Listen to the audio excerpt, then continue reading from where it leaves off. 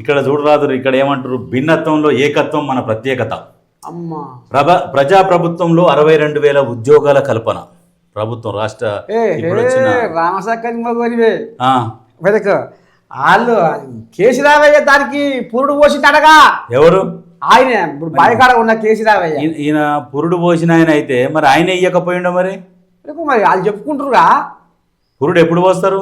మాకు పుట్టిన పిల్లకు మీరు ముద్దాడుతురు, మాకు పుట్టిన మరి పిల్లలకు మరి మీరు ముద్దాడుతురు అని. మీ హయాంలో ఎందుకు ఎక్కలే మరి ఆ? ఉద్యోగులు ఎందుకు ఎక్కలే? వాళ్ళు ఏం చేసేది అంటే ఉద్యోగ నోటిఫికేషన్లు వేసేది, ఆ. అంత సిద్ధం చేసేది, ఆ. మళ్ళీ వాళ్ళ దాంట్లోనే ఒకటి కోర్టుకు పోయేది, దాన్ని రద్దు చేయించుకునేది. ఈ చేయించుకొని పురుడు పోసినట్ట.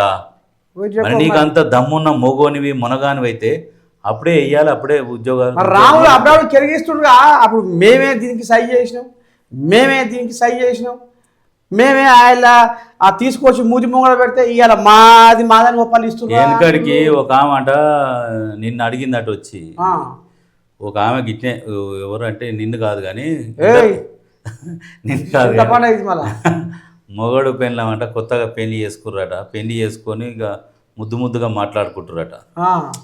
మంచిగా ప్రేమగా మాట్లాడుకుంటా నేను పుట్టకుంటే నువ్వు ఓన్లీ చేసుకుందు అని అడిగిందట పెళ్ళ.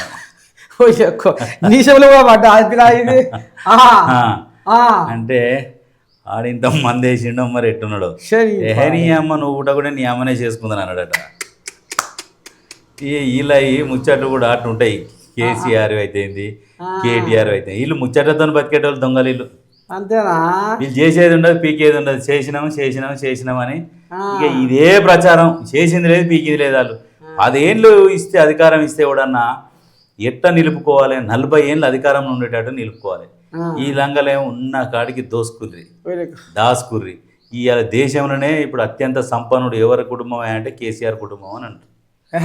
అవు మరి జగన్ నథింగ్ ఇలా ముందల. వామ్మో ఆయనతో సంపాదించిండే, ఆయనతో సంపాదించండు. చెప్పేగా కేసీఆర్ దోస్తు వచ్చే చెప్పే. ఈ దేశం వెళ్ళిపోయిన ఈ పేరు మార్చి TRS BRS మార్చి ఆ దేశం వెళ్ళిపోయిన ఇది చేసి ప్రధానమంత్రి కావాలని కలలో అది అది సరిపోయినాయి. అయితే మహిళా సంఘాలకు 40,000 కోట్లు ఇచ్చిండు, రుణాలు ఇచ్చిండు మహిళలకు. ఏది సంఘాలకు వాటికి వీటికి కలిపి బాగా రుణాలు ఇచ్చిండు. ఓకే, ధాన్యం ఉత్పత్తిలో అగ్రగామిగా రాష్ట్రం. ధాన్యం ఉత్పత్తి చేసేట్లా మన రాష్ట్రం ఇప్పుడు నెంబర్ 1 అయింది. మరి ఈ దొంగలు మరి నిజంగా వాస్తవానికి అన్నట్టు కరెంట్ ఉంటలేదు, పంటలు ఎండిపోతున్నాయి అని చెప్పారు. మరి ఈ ధాన్యం ఏడికెళ్ళిపోయినది? కరెంటు జర అందారా అవుతుందా అంటే నిజమేనా? అందారు ఎందుకు అవుతుంది? వచ్చాడు కరెంట్. అప్పుడు ఏం చేసిర్రంటే చెప్తాను, పవర్ ప్లాంట్లు ఉన్నాయి, సోలార్ పవర్ ప్లాంట్స్ అని కవితకు కూడా ఉన్నాయి. నిజామాబాద్లు ఉన్నాయి, 2 జిల్లాలలో 3. అరే సోలార్ పవర్ ప్లాంట్ పెట్టిందామే ఉన్నాయి. మళ్ళీ వీళ్ళ చుట్టాలకు విద్యుత్ ఉత్పత్తి కేంద్రాలు ఉన్నాయి. వాళ్ళ దగ్గరనే వీళ్ళు కొనుడు ప్రభుత్వం. ఎంతకు? ఎక్కువ ధరకు కొనుడు, ఇష్టం వచ్చినట్టు కొన్నాడు, అవసరం లేకున్నా కరెంటు కొన్నాడు. అప్పుడు అక్కడ బయట రాష్ట్రాలకి గుంజుకొస్తున్నాయనగా అది గుంజుకొచ్చాడు అంటే కొనుడే. ఇక అదే ఇష్టం వచ్చిన రేటు కొన్నాడు. ఇక అది ఒకటి శాస్త్రం ఉంటుంది చూడు, ఈ మనది కాకుండా ఈత మూతి కేసు రాయమన్నాడు ఒక ఆయన. అందుకని అప్పుడప్పుడు జుట్టుకో ₹1,00,000 మీద పడ్డది, జుట్టుకో ₹1,00,000 మీద పడ్డది. లచ్చ కాదు, లచ్చ కూడా చెప్పింది, లచ్చ కాదు, జుట్టుకు ₹2,00,000 ఎత్తిన పెట్టిండు. తెలంగాణ ప్రజలారా, కేసీఆర్ తలకాయకు ₹2,00,000 అప్పు పెట్టిండు. అది ఎలక్షన్లలో అప్పుడు 100, 1000, 2000 ఇస్తే తీసుకుండు కాదు, మీ నెత్తిన అప్పు ₹2,00,000 పెట్టిండు. ఆ 2,00,000 మీకు డైరెక్ట్ చేతికి ఇచ్చినా మీరు ఏదైనా దందా వ్యాపారం అన్నా చేసుకుంటూ ఉంటుంది. అయితే ఇప్పుడు నా ముసల్దాన్ మీద అయ్యి నా మీద లచ్చ, నా ముసల్దాన్ మీద లచ్చ. నీ మీద 2, ముసల్దాన్ మీద 2 కొని పాడైపోరు గారు సంసారం అట్లా. అయితే ఇంకొకటి, 30,000 ఎకరాల్లో భారత్ ఫ్యూచర్ సిటీ. మన గ్లోబల్ సమ్మిట్ సమావేశము, ఈ 30,000 ఎకరాలు ఫ్యూచర్ సిటీ. ఈ ఫ్యూచర్ సిటీ ఏంటంటే ప్రపంచంలో ఒక ఆదర్శ నగరంగా తీర్చిదిద్దాలి అనే ఒక లక్ష్యంతో విజన్ 2047 వరకల్లా అది ఒక అద్భుతమైన సిటీగా ఆవిర్భవిస్తుంది. 30,000 ఎకరాలు. ఈ ఉపాయం అంత ఇవ్వదంటావు రేవంత్ రెడ్డిది. మరి ఇంత పొడుగు అంత పొడుగు బారు బూరు బచ్చాన పేట అయితే ఆయన ఇంకా బడికి పోయే కార్యం ఏముందడగా బడిగిపోతున్నాడగా చదువుకుంటున్నాడగా ఏడా ఇక బయట దేశం పోయి బయలుపోతున్నాడగా. చెప్తా నేను బయటి దేశం పోయి బల్లెకి పోవడం కాదు, నువ్వు ఎంత నేర్చుకున్నా ఇంకా మిగిలే ఉంది. నేర్చుకోవాలన్న తపన, ఒక ఆలోచన ఉన్నోడు, ఒక విజన్ ఉన్నోడే ఒక నాయకుడు అవుతాడు. నాకు అన్నీ తెలుసు, నాకు ఇంగ్లీష్ వస్తుంది, నేను చదువుకున్నా అని చెప్పే మూర్ఖులు ఉంటారు చూసినావా, ఇక నేను ఇంకేం తెలుసుకోను అన్నట్టు చూసినావా, వానంత దరిద్రుడు ఇంకోడు ఉండడు.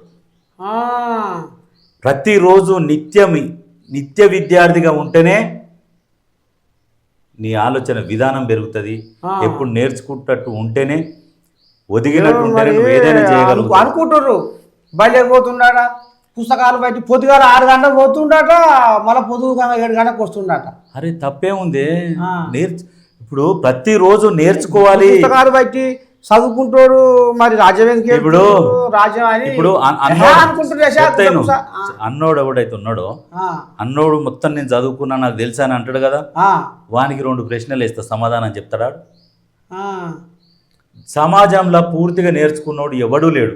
ఏమో నాకైతే ప్రపంచంలోనే తాత కాంగ్రెస్ వాళ్ళకి ఫోన్ చేయవలకని అడుగుతా, ఫోన్ చేయి కాంగ్రెస్ వాళ్ళకు. ప్రపంచంలోనే చెప్తా ఒక్క మాట, ప్రపంచంలో పూర్తిగా నేను చదువుకున్నా, పూర్తిగా నేను నేర్చేసుకున్నా అన్నోడు ఎవడూ లేడు. ఎంత చదువుకున్నా ఇంకా మిగిలే ఉంటుంది. అందుకనే ఏదైనా చదువుకోవాల్సిందే అని అనుకుంటారు వివరాలు. ఇప్పుడు అన్నోడికి మొత్తం చదువు వస్తుందా? సరే పోనీ, అన్నోనికి వస్తుందా? బయటకు పోతుండట, బయట దేశం బయటకు పోతుండట. బయటకు కాదు, అది ఊరంతా ఓట్లనే పెట్టుకుంటే నాక తోకనే పెట్టుకున్నట్టు. ఇక్కడ సమాక సారక జాతర, ఆడ బొగ్గుబాయి పంచాది ఏడాది ఇచ్చిపెట్టి ఇళ్ళకిన్నట్టు ఆడ అన్న పెట్టిండట. మరి విజ్ఞానం పెంచుకోవాలి కానీ, ఎంతో కొంత విజ్ఞానం ఉన్నది కదా నాకు ఉన్నదని చెప్పేసి ఇక నాకు ఇక అన్నీ వస్తాయి, ఇక నేను ఆ హీరోయిన్లు వెంబడి తిరుగుతా, ఈ డ్రగ్స్ తీసుకుంటా, అవి తీసుకుంటా, ఇక నాకు అన్నీ వస్తాయి, నేను తాగి పంత కాలు మీద కాలేసుకొని ఇక అంటే అది తెలివి ఉన్నట్టేనా? అది తెలివి ఉన్న లక్షణం? అది కాదు లక్షణం. ఇంకా నేర్చుకోవాలి, విజ్ఞానాన్ని ఇంకా పెంపొందించుకోవాలి. అది తెలంగాణ ప్రజల మీద ఉపయోగించాలి, రాష్ట్రం బాగుపడే. తెలంగాణ రూపురేఖలు కూడా ఇంకా మారుద్దామన్న ఆలోచన. ఇప్పుడు మన దేశానికి అమెరికాకి ఎంత తేడా ఉంది? మన రూపాయకు వాళ్ళ రూపాయికి ఎంత తేడా? వాళ్ళది ₹1 ఈడికి వస్తే ఇప్పుడు 90 చిల్లర ఉన్నది. అంటే మన తెలివిలో వాళ్ళు ఎంత అడ్వాన్స్లు ఉన్నారు.